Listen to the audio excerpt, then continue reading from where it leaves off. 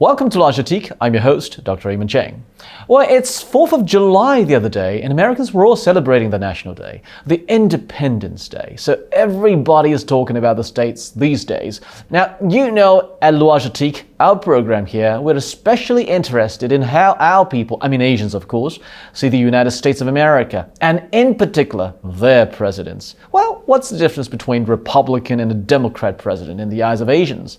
Well, you see, what we as Asians know about American presidents might only be from footages and various sorts of information that we saw and read on TV and newspapers. And one thing that people might overlook is the power of entertainment. Movies, for instance. American movies, Hollywood production, are all over the world. And hence we, well, not just Asians, are so affected by how the image of U.S. presidents, well, be it fictional or not, is or are portrayed in these movies.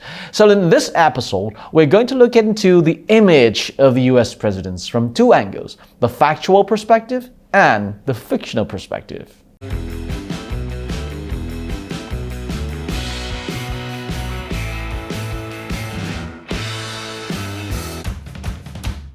Well, you see here in Asia, we see Republican presidents are so bullish on war that some say they would even bomb a fictional country. And some say that Democrat presidents start more wars than Republicans.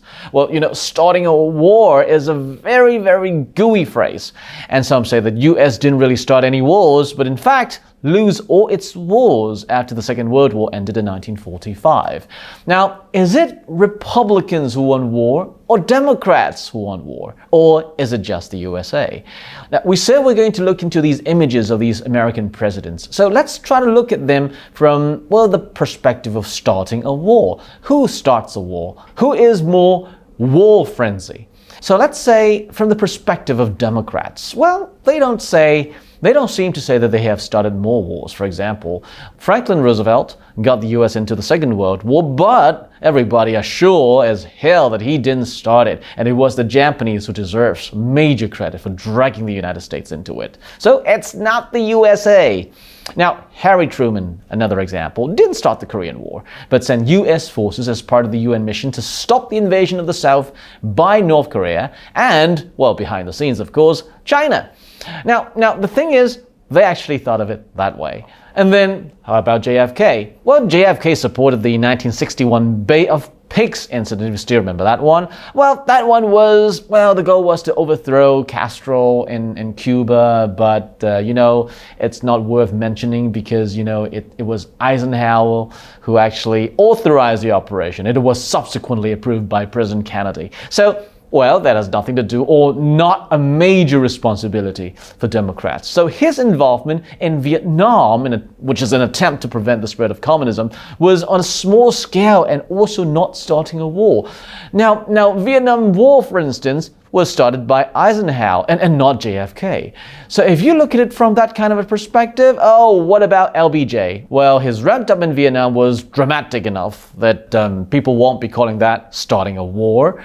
So like Truman in Korea, well, Bill Clinton committed American forces to UN action in the Balkans. So when Democrats talk about the Republicans, they would say, hey, Ronald Reagan deserves full credit, such as the war in Grenada. And George W. Bush gets full credit for the war in Iraq and the war in Afghanistan. And Clinton only fired a few shots in Afghanistan, things like that. So if you look at it from that kind of a perspective, well, Democrats are basically, well, sort of never started anything, right? They simply looked at, or they simply are responsible simply because the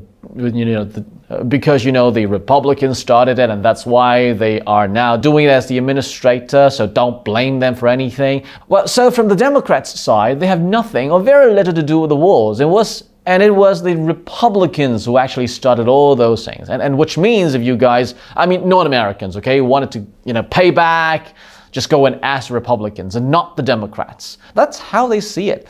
But what about from the side of Republicans? If you look at it from the side of Republicans, they will say, hey, the USA seem to be fighting ever since the Second World War, and the explanation is rather straightforward. And they say, hey, their involvement in the First World War, the Second World War, Korean War, Vietnam War, and even in the Balkans were all began were all begun under Democrat administration. So they were the ones running the wars. They weren't the ones starting them. They claim that the U.S. is always fighting because it has taken on the mantle of the policeman for the free world. Well, of course, we're not here to talk about, within 10 or 15 minutes, who started which war or wars, because that could be another 300 episodes of the new West Wing. But what we want to say here is that from our perspective, Asians, of course, what we see is that neither the Republicans or the Democrats would want this kind of a responsibility. Who would want to be responsible for the deaths of millions of people? Now, but someone has got to do it. If not totally responsible, so somebody has to say, hey, it's their job, it's their work. Now, okay, that is one thing. Now, if the Republicans and the Democrats are already shifting responsibilities like this, what can I say as a non-American looking at America? Who actually started it? I can't even tell. I don't know. So from our perspective, it's just the USA that is war frenzy. So that is a problem. So what about, now we've talked about the facts. Now, what about the culture? Now, one thing is that we looked at America simply because there are facts, yes. But then, remember, people are so affected by various sorts of representations as to who started the war or the wars. So let me tell you, it's just like Americans won't be interested in Asian politics. Well, you might be interested in, Americans might be interested in major policy shifts or changes in Japan, and Korea, and China. But when it comes to details, you may not be interested at all. So, and this is the same for Asians. So why would people in Asia be interested in the views of a certain U.S. senator or congressman?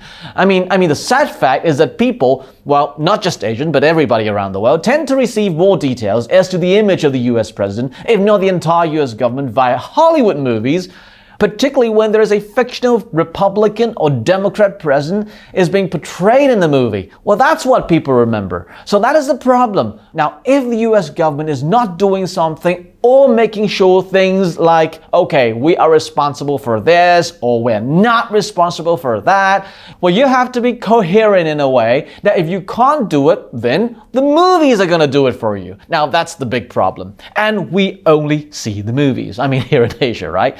So the thing is, in order to understand how people think about the Republican and Democrat presidents, we can check on the popular culture. So that's another way of looking at it, right? So the first part, we look at the facts. We look at how they see it. We look at what they were talking about when it comes to war. So these are the things that really affect other countries. But now, knowing that they are not taking out these responsibilities, we'll have to resort to movies, the Hollywood movies, the TV series, and novels. Now, in order to understand, in order to look at how they describe a Republican president or a Democrat president, of course, we're talking about fictitious, fictional presidents. We look at 58 Democrat presidents being described in all these novels, movies, and series versus 61 Republican presidents, so a total of 119 presidents being described. And then we look at how they describe these POTUSes, these presidents. Now, what we found was, for these fictional Democrat POTUSes or presidents, well, very often they were described as, for example, the first Hispanic American president, first African American president, and the oldest elected president, became the first foreign-born vice president, first woman president, first Asian American president or third generation Japanese American president, first straight female president or second African American president, nation's youngest president, and were first to divorce while in office, or was a widow of Mars expedition commander, or was from a wealthy family, or married to a former movie star, served in Vietnam, etc., etc. Now these are the background of presidents that they describe as fictional, fictitious Democrat presidents. So these are all very open. In a way, they have a very open mind. They accept anybody to be the president. That's how they describe. And what about Republican president? Fictional Republican presidents. For fictional Republican presidents, they could be former screen actors, a decorated Vietnam veteran and a Medal of Honor winner, a former Second World War general, was the CEO of a very successful investment firm, was a fighter pilot, or I guess you know which one, Independence Day, remember? Well, look at that. They have very different descriptions for these fictional Democrat presidents. Well, versus fictional Republican presidents. And how do these fictional presidents came to power? Well, if you look at the Democrats, then they came to power via took over as acting president due to the president's failing health under the 25th Amendment, or assumed the reins of power as acting president as per the 25th Amendment again after his predecessors went on leave of absence due to deep depression, things like that. So they inherited the power. Whereas for Republican presidents, they took office after the POTUS died from wounds received in terrorist bombing of the U.S. Senate, used the nuclear destruction of Metropolis as an issue to win the presidency, or maybe became president after slipping poison into his predecessor's coffee under orders from the leader of the extraterrestrials, or elected after a nuclear exchange sparked by the Cuban Missile Crisis. So you see, the way they came to power is so different.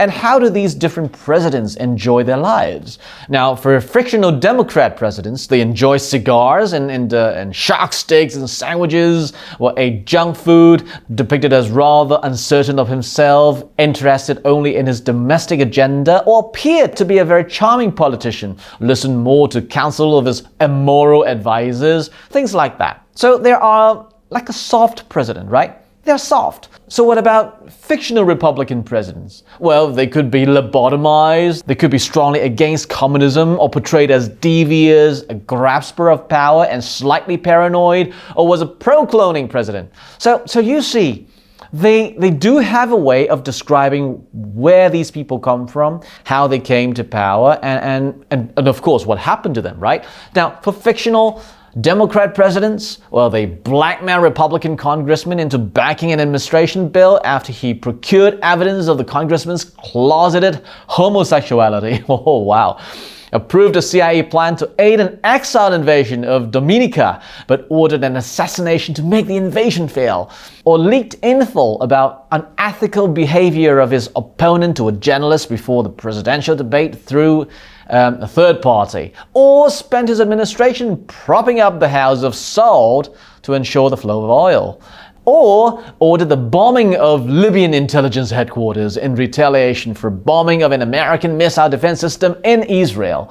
Now you see, they do kinds of things like this. What about the fictional Republican president? No, the fictional Republican president, well, suffered from a major political scandal involving the collaboration with a neo-fascist conspiracy, survived a failed nuclear attack on Nashville by American terrorists, suffered from severe stress and was blamed for anointing the regimes that haunt the U.S. today. Well, attempted suicide, kidnapped by Swiss terrorist group, and had a finger cut off by the group as proof of his kidnapping. And most interestingly, how did they die? Now, for the Democrat president, he died in his sleep at the age of 91. Oh, what a good death, okay? So dies of a heart attack, assassinated while running for presidency, dies in an office of electrocution as a result of a hair dryer and bathtub, or kill and crash of Air Force One on Thanksgiving Day during a nuclear strike on Washington, or committed suicide in the Oval Office minutes after assuming the presidency, or assassinated for not being a puppet. What about the fictional Republican presidents? Well, they got assassinated prior to his inauguration, executed for colluding with, well, terrorist groups, or became a selfish tyrant and was killed, or died from a blood clot after breaking his leg in a horse riding incident, was killed in the war, killed in terrorist strikes, or was stabbed. Wow, now this one is funny. Or was stabbed by the First Lady. So you see, the fictional Democrat president is always portrayed to be, young, open, black, non-Caucasian, whereas the fictional Republican president is portrayed as the old men, retired generals, fighter pilots, something like that. Well, wait a minute, mind you, California is, where Hollywood is controlled by the Democrats. So if you think of it that way, well, maybe that's kind of a message that they want to send out. So that's what we see. Now, mind you, we're not talking about this is the real image of the United States president, but what we're talking about here is that this is the kind of image that people see, people not in America see, or people in Asia, they could probably see this. Why would people be reading, from the Congress, from debates in the Congress and understand the president? We don't. I mean, a lot of people don't, so they watch movies. But if you look at the facts, the youngest president of the United States at the time of inauguration, I mean factual stuff, okay, was Teddy Roosevelt. And he was a Republican, and he inaugurated at the age of 42 in 1909. He's a Republican, not a Democrat. Well, if you think it's Barack Obama, sorry, no, it's not him. He inaugurated as the U.S. president in 2009 at the age of 47, 5 years older than Teddy Roosevelt. And the oldest, now of course, well, okay, before the era of Joe Biden and Donald Trump, it was really, the oldest was Ronald Reagan at the age of 69 in 1989. And the longest living president was Gerald Ford, who died at the age of 93 in 2006. So if you look at that, well, it's been for a long time, very long time, that these images were created, were sort of conveyed to movie watchers. And we're getting a very different, if not totally opposite image of what the Republicans are, or who the Republicans are, or who the Democrats are.